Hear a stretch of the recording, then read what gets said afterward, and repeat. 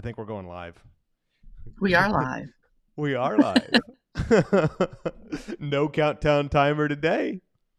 Nope. Well, welcome in. Whether you are live or on the replay, today we have a very special guest.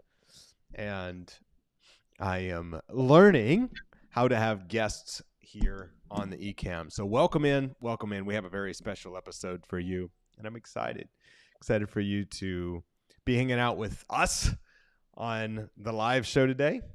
We're live.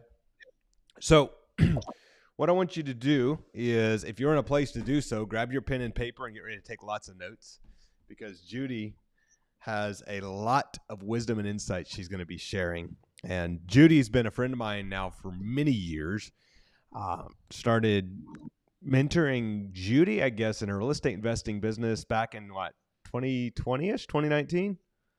19, 20, somewhere in there. Somewhere 19, in I there. think. And Judy has an incredible background. She's a forensic chemist and done that for many years. She has a background owning businesses, teaching school, doing all sorts of things. I'll let you let her tell you about her. But I want you guys to get ready to take a lot of notes, because she's someone who not only has an incredible life to share in raising kids and now grandkids and just an amazing lady, but also has an enormous amount of wisdom when it comes to investing in real estate, and has done over 100 deals now and continues to do deals every single year to the tune of a lot. And I just love when I get to see Judy. She brings me so much energy. So if you don't mind, let's jump right in, Judy. Tell everybody who you are and where you're from and what you do. Well, I'm Judy Sweeney. I grew up and I am officially from Kentucky, but we are spending more and more parts of each year in Florida. So I kind of have dual homes, dual residence, which is nice, which is one of the things that real estate affords you to do. I don't have to sit at home when it's cold. I can be here, but then now it's getting up around 92 and above, so we're getting ready to head home in the next week or so. I like that. So it gives me that option. Yes. So let's go back before real estate, back in the day, back when you worked at the police department and you taught school. Just give us a little bit of insight as to how it was raising a family, what you did, what you enjoyed about life. Just take us back a few dozen years. Oh, well, that will be fun. I'll take you back a little bit more than that, because I grew up on a farm, and my dad could not read. He went through second grade twice. They didn't diagnose stuff back then, but he was dyslexic, so he couldn't learn to read, and his dad pulled him out to work.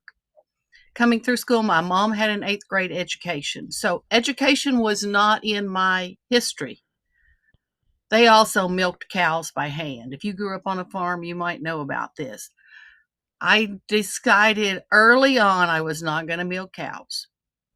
So the only way not to do that, because they couldn't afford as tenant farmers to send me to college, was to get a scholarship. So I worked hard, got scholarships, went to college. Didn't know I was dyslexic until I was a senior in college. I just thought it was kind of a unique trait that I could read things upside down from me that was on the teacher's desk that she didn't really intend for kids to read. So coming through that, then I am graduated. I get a job in the forensic lab. That was fun. It was fun working there, going to court, testifying. There you really learn to be specific in what you said, and you didn't stretch the truth. And you also learn to speak with confidence. If that's the way it was, then that's the way it was.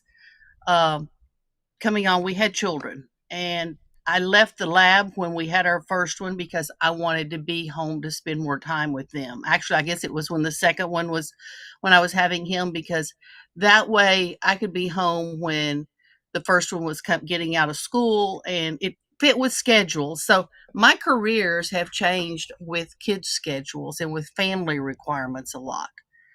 Then we came on through as teaching school. I did that for several years. we started a business, my husband and I. He had worked for somebody else, and I guess that entrepreneurial spirit's always back there. So we started an iron business from scratch. I did a lot of the design work and the drawings, and our kids were raised in that. They grew up, in a business. Not that we wanted them to take on that business, but it was a good training for them. And so family was always important. I have to tell you a funny story, and then we can come on up. Our oldest one was about probably 2. At that time, we had one of those old alarm clocks that you wind up, and it had it was like a memorabilia clock. It was a Mickey Mouse clock. And it had the 2 little bells on top and the little thing that would go back and forth in between the bells when the alarm goes off. They sound awful. And our routine was we would get up. When the alarm went off, I got up, went through the kitchen, put on like sausage or bacon or something on the stove to cook. I came back, hopped in the shower because I'm working in the lab. Bruce is working a job. I hop in the shower. He gets up when he hears me start the water, goes through the kitchen, turns whatever I've put on the stove. I get out of the shower, go back up, take it off, finish breakfast. We eat. We get ready. We get our son up to get dressed to go to the sitter. This morning we get up, we eat, and we look over and we're like, it's not getting daylight. It was 2 a.m. or 2:15. Yes, we didn't get up at that time. Our son had been playing with the alarm clock, and we didn't realize he had set the clock back. So he moved the alarm from 6:30 to 2:30 or 2:15. You gained 4 hours that day. Something like that. We looked at each other and I said, we won't use that alarm clock anymore. So that is when I started getting up without an alarm clock. Wow. I get up at 6 a.m. every morning, unless I choose to sleep later. And, so many people say, I can't get up. It's a matter of you decide what you're going to do. This is good. This is good. Something that you guys notice, and we talk about it a lot on this show, and on today's podcast with Judy, we're going to be diving into this, but you get to choose the habits you take that will determine the life you make. And the habits you take on, the habits you start building off of will change that. And I love that you wake up without an alarm clock every morning. I knew that you wake up without an alarm every morning, but I didn't know where it all started. So now I know. I know the foundation of that. So many things that we do, that we have made habits, we got pushed to the point that we did it out of necessity. And so because of that, then I started getting up early. It wasn't just that we decided one day, well, I'll get up on my own. Going back a little bit, though, I had the mom of one of my friends said, I never get up with an alarm clock. And I thought, and she got up early, and I thought, if she can do it, I can do it. And so that was my mentality. If she can, I can. And so I prayed, Lord, wake me up. Wake me up at this time. And I think sometimes we take on the mentality, well, if they could do it, they can do it, but I can't. That's good. Why so can't let me ask you this.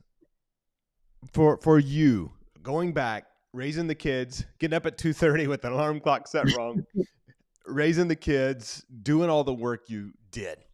Somebody's listening to this, and no matter what stage of life they're in, they're struggling. Because I know we'll get into the nitty gritty of the real estate investing and how you're doing that business today. But before we get there, like, what's the disciplines that you started developing? What's the things that Amanda and Marlon and whoever's listening to this, welcome, Les, good to see you. Whoever's listening to this can take away and say, there's something I can implement now to start the discipline so that in weeks, months, or a few years down the line, I can have done whatever your business is, a few hundred deals, or have done gained clients, or have built the business and built the life I want, what's that 2 or 3 disciplines that somebody needs to start building now? Probably one of the main things is be truthful to yourself. Mm. You tell yourself you're going to do it, do it. And just be honest and live up to what you say.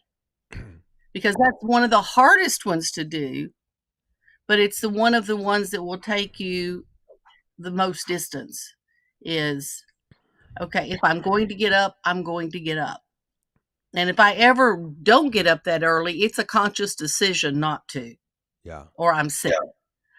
Uh, Another one is if you're going to do something for somebody, then follow through.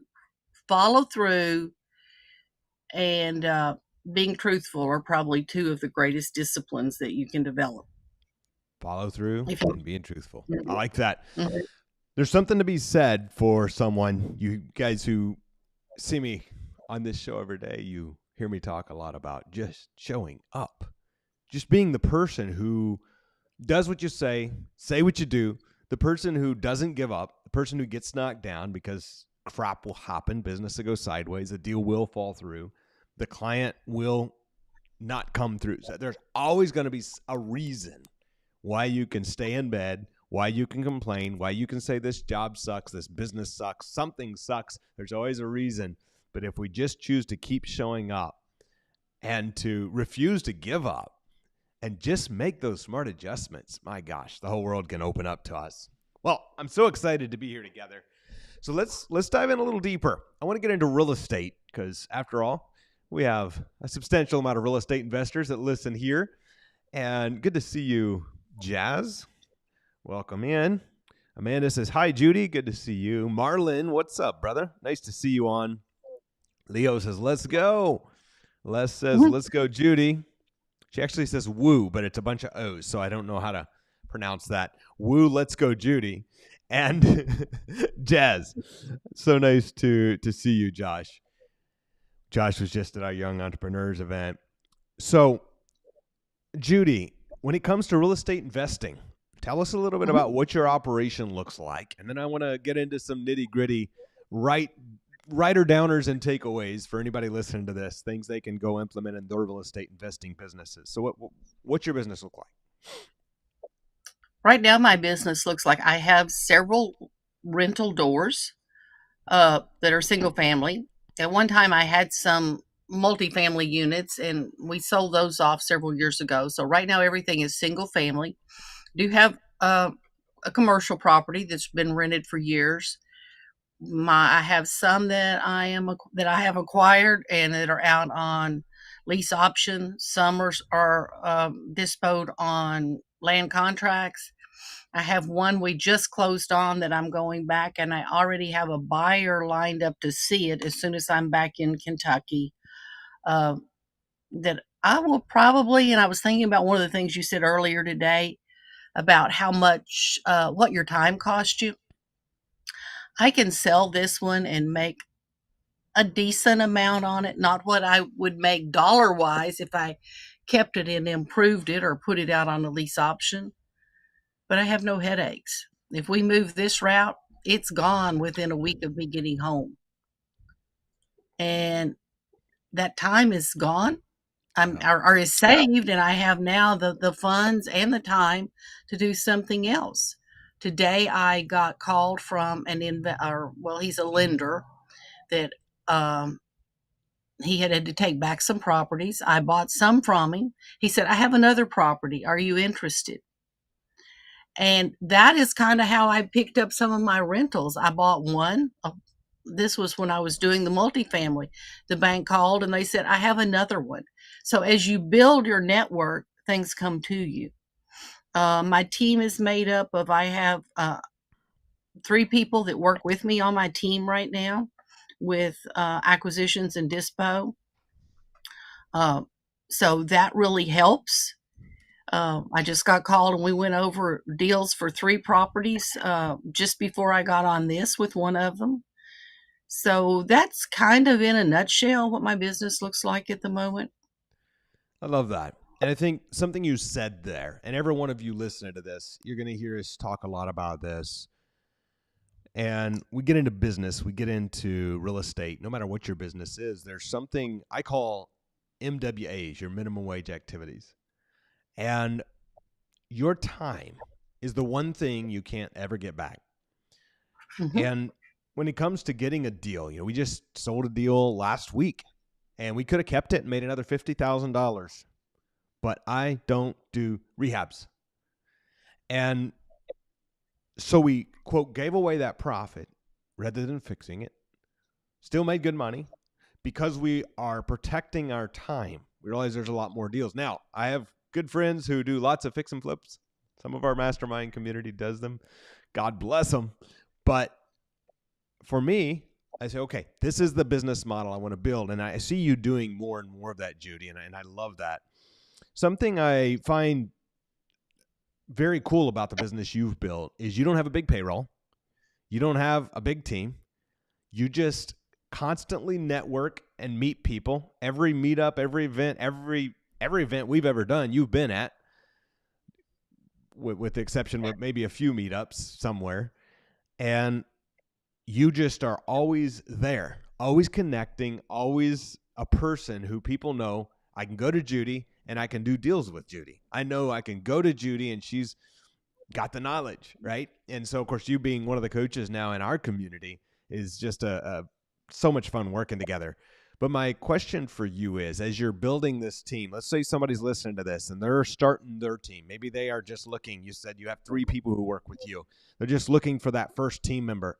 What was the bridge for you to go from Judy, a one-woman band who closes a deal here and there, to now excited every day because I see you often and every day you're glowing, and a person who has 3 great people working with you, not on payroll, but get paid as you get paid? Like, what's that transition been like?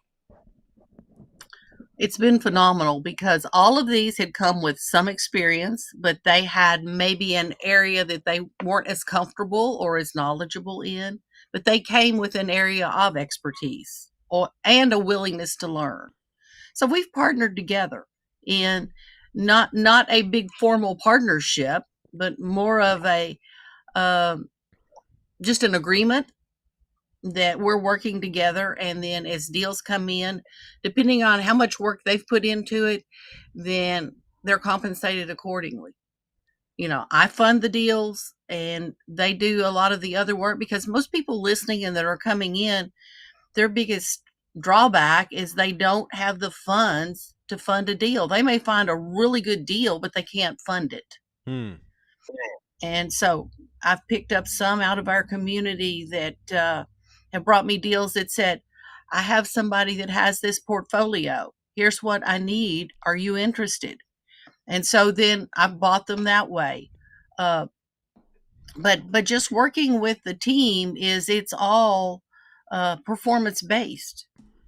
So you can come on and say you're on my team, but if you're not bringing any deals to the table, you're not eating very well tonight from me because I'm not paying you.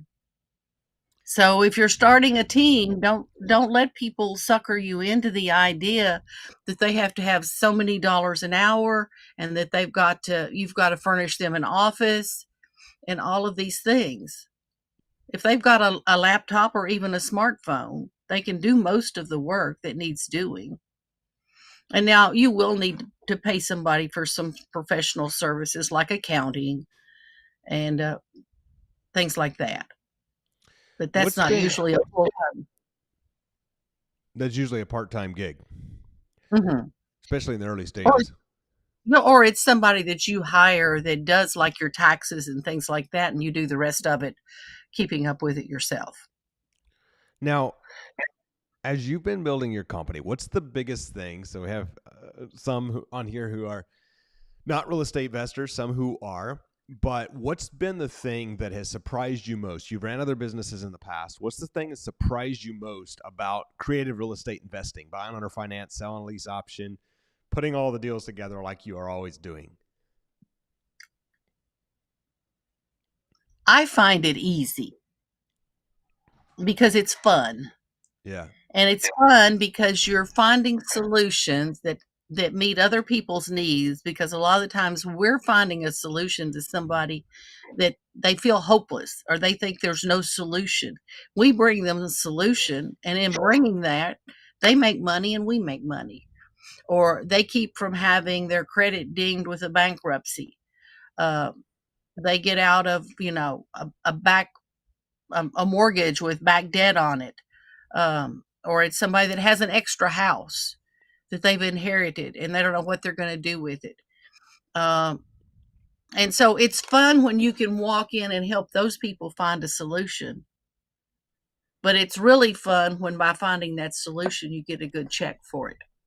And it didn't really come out of their pocket. It came out of being able to structure it to work. I I wasn't love giving hearing them that. a bill. Go ahead. I said I wasn't giving them a bill. I found a solution for them. Many times they got a check even from me if it was one that they had equity that needed paying out. I got the house and then I turned around and I made my money off that. I like that perspective because I think there's a belief among some people, and it's one I used to have, that in order for me to make money, it had to come out of someone else's pocket. So I almost felt bad at times to make money when I was starting. Now I realize that is not the case. There is a velocity of money, a flow of money that happens, and I can do a deal. I can buy it. I can sell it to you. I can make some money because you know a creative way. You can resell it. You can make money. The person we bought it from wins. I win. You win. The buyer win. Everybody can win. And I think no matter what business you're in, when you start to understand that exchange, for you listening to this, once the exchange of value and the understanding that money is just energy, money is a note that we trade in return for value of some sort that's given, it becomes so much more fun because selling is serving. And that's something I see you do. You do it at every event. You do it everywhere we go. You do it at the meetups. You do it in your real estate business. You do it with sellers. You do it with buyers. You just show up and serve. And by the way, you get paid really well to do it. So I love that perspective. What's some other things that you think is common misconceptions about real estate investing the creative way in today's market? I think a lot of people are still operating under a mindset of scarcity. Tell me about that. Well, if I found a deal, I'm afraid to share it with somebody because they might want to steal my deal, or you know, I can't market it. They can't market it or share because that's the last deal there is. They don't know when there's going to be another one coming down the pike. Yeah. And so they just operate out of scarcity instead of realizing it's an abundance. And like you said, money is energy. And as long as we realize that and we realize we're operating in a mindset of abundance, it's there. Uh, it just like today, I got the call from the uh, investor or the lender that says, "Hey, we've got another property that the guy you had that you bought those others from, and he's not able to move forward with it. Do you want it?" Now, I think it's a pretty big, going to need a good bit of rehab, but I told him I'll investigate it. I'm going to put it out in our circle because I think there's somebody in there that would probably like to take it and rehab it. It's not going to be me, but that's okay. Yeah. I moved the property for him. He's going to give them creative terms. I've already got that worked out. I love that. I love that. And that I think is where it shows up. For any of you listening to this, you're hearing Judy talk about putting deals together like it's just second nature, because it has become second nature. I've watched you just step into that where it's just fun for you. And you're playing a game. You're trading energy, you're adding value, and you're hanging out with people you enjoy hanging out with to build a life you desire. And I love that. What's somebody listening to this is going through maybe a tough time. Maybe they're trying to figure out how they can get deals. Maybe they're trying to figure out how to make more sales in their business. What's a mental shift or a habit shift that you think would help somebody start finding that flow, for them? What's a way that in the next 30 days they could have made added value? Let me re-ask the question. What's a way somebody listening to this could add value in the marketplace in such a way they make an extra $10,000 in the next 4 weeks? As long as they are giving to other people, it will come back. But one thing I was going to say when you started asking the question earlier that came to mind is listen to yourself. Many times when we talk with broke mentality. And we put those words in there that we do not make the seller or the person we're dealing with feel comfortable. So if they can't trust us and they aren't comfortable dealing with us, it's going to be no. So you have to sound trustworthy. You have to sound confident in what you're doing and carry out what you told them you would do. If you said, I'll call you back tomorrow afternoon between 5 and 7, call them back tomorrow afternoon between 5 and 7. So follow through and consistency is one thing. If you're looking to make, now are we talking about people looking to make an extra 10 in real estate? In anything, but yeah, it could be a principle that applies to real estate. Well, I mean, it could apply to anything. Look and see what's needed and see if you can find a way to meet that need. You get paid for solving problems. Almost, if you're in any kind of service industry, you're getting paid, and we're in a service industry. We're in the service of moving properties from one to another. If you're in the service of whatever, teaching, you're in the service of trading a product or a good for something else. Doesn't have to be money. It didn't used to be money. I mean, it used to be chickens and pigs and everything else, but I can't really see carrying a pocket full of chickens around. Not no more. So, no, and it used to be cash. You used to carry cash, and now it's plastic. Yeah. So things are moving, but it's a matter of we're trading a product for a service. Used to be you had to do it face to face, and that's what's so amazing now is how much we can do virtually. We can do anywhere in the country. Like I didn't go ahead and tell you that the deal I got offered was in Iowa. It's not in our little local community. Now, I know a lot of people watching this already know how to do it virtually, but somebody might be going, wait, you're in Kentucky part of the time, you're in Florida part of the time, and you're doing a deal in Iowa. How in the world do you do that? Not seeing the property, not, what if you buy one and it's a load of crap and they lied to you? That's a chance you take if you're talking to people, but there are precautions you can take to ensure it. I have 4 right now in Iowa and Illinois that I've never seen. They are all rented. They came in as rental properties. I talked to the tenants. I even had the tenants go through and send me some pictures because the seller wasn't local to them either. So I wanted to see some local pictures. And I actually had one of them that I really wanted to see what it looked like. I had them get on their phone and FaceTime with me. And we did a walkthrough. And I'm like, back up, let me see this. So there's somebody that will walk you through to look at it. That's not a big deal that you haven't seen the property. In fact, I use that technique a lot of the times, even when they're close, if I don't want to go see them. That's a powerful tool and a great way of thinking, because most of the properties that we buy, I never see, never have, never will, because they pay just the same whether you've seen them or not. So it's not about us seeing them, you listening to this, being a real estate investor. It's not about you seeing them. It's about, is it a good asset that is going to make me money over time? And once we understand the end objective and the result, and I'm telling you, no matter your business or life, there is some things you've been doing with just a minor shift of thought around it, you could do it way easier and get the same or better result.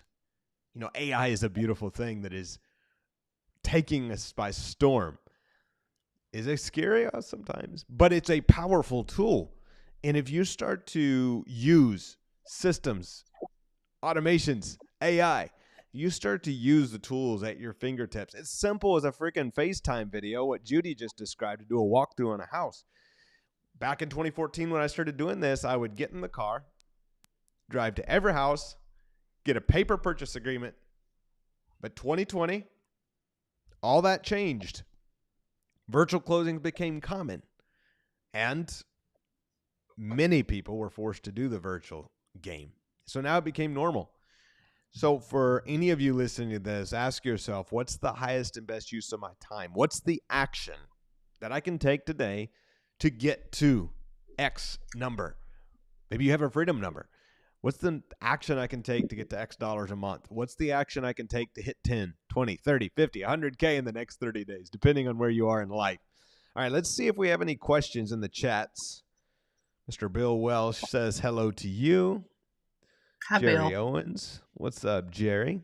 All right, Bill says, great to see you. How do you figure and split on profits? Oh, this was typed in back when you were talking about your team of 3. Well, first thing, if you're looking at profits, and it's going to depend on the property and how much that you bring in. Sometimes it's as much as half. Sometimes it's 20-25% of the non-refundable option deposit that comes in up front. That's after you take out what your closing costs were. So, let's say we got in 30, but I spent 15, or I won't spend that much. Let's say it was 2,000 in closing. Then we had 28 left. And depending on the property and how much time was involved in marketing, one like that, it may be a $5,000 that I pay somebody just to dispo it. Usually about 5 is the top that I pay for dispo. There are some people that I think set up and do half. That's also, well, I pay a little less if I've got one that was just really skinny. But you'll have some skinny ones. So I think the important note is, again, it comes back to being creative and finding out what people want and seeing if you can help them grow. Right. We have an incredible team, and every single one of them has special, unique skills, and they get paid in accordance to the value they bring and the deals we do together, the projects they're working on, whatever it looks like. So for all of you listening to this, figure out how you can be around great people who are fun to hang around, who are winners, and surround yourself. That's what Judy does. She's part of our incredible Freedom Life Mastermind family, and she surrounded herself by winners who inspire her, who help do deals, and she helps them do deals, and everybody wins. But you're in a container of success and a mindset of constant abundance. But before we wrap, what is any more words of wisdom or things that are heavy on your mind you want to share with our beautiful live listeners right now and our replay listeners that will be listening in for coming days and months? Going back to that question, there's a whole lot more goes into what you compensate them for as to what did they do. Were they the one that took it from the time that it was written up as a contract?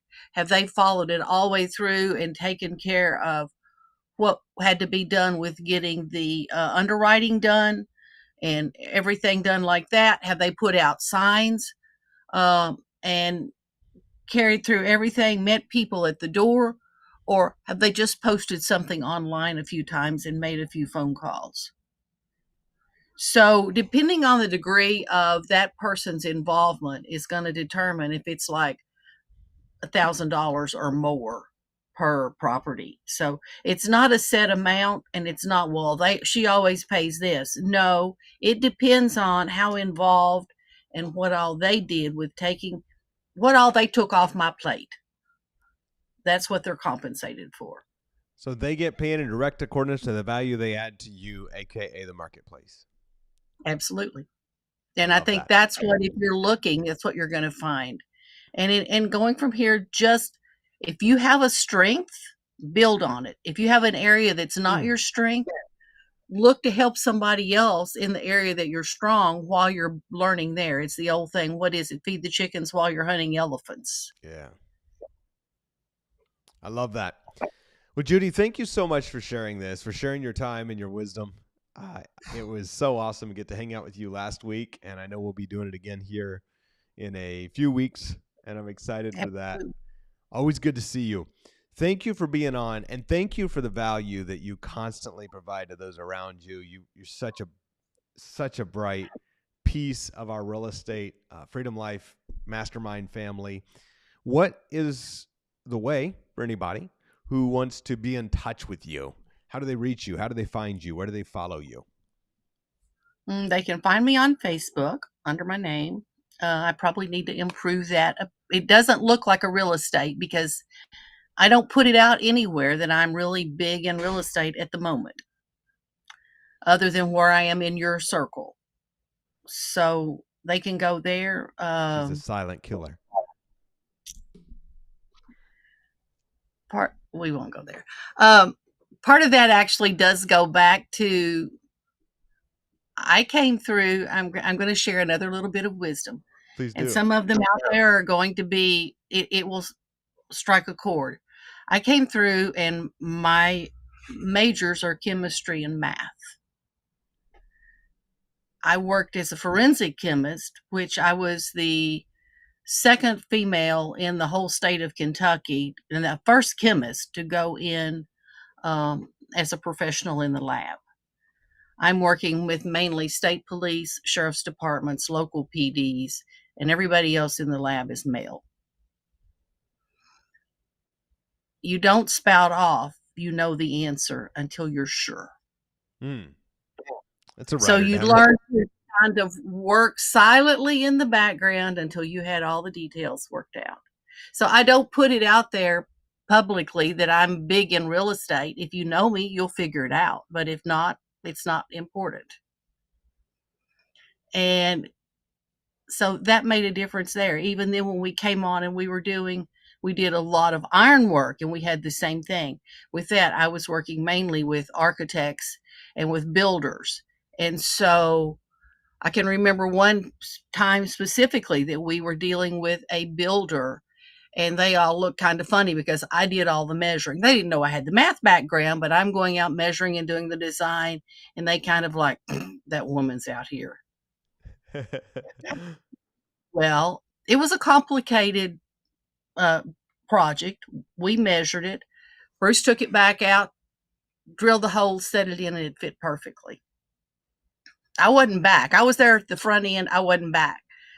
I go back on the next job and somebody says something and he looks over at the others. He said, get her whatever she needs. It'll be right. So I had to, just the silence of it, I earned the respect. Yeah. So it's like, don't toot your horn until you know what you're doing. Be confident, learn the process, and just do it right. That's good advice. That's good wisdom. And I thank you for sharing that. And I think you're a great example of quiet confidence, yet you know how to get things done. And you exemplify that well, and it's a beautiful thing. And thank you again just for being who you are, Judy. I know you're an inspiration to many in our community. I know there's going to be many more who watch this and get a lot of value from it. Thank you to everyone who's on with us now. And Judy, I'll see you very soon in person. Everyone else, I see you tomorrow on Real Estate Wednesday on the Daily Live. All right. Bye for now. Bye, Judy. Bye.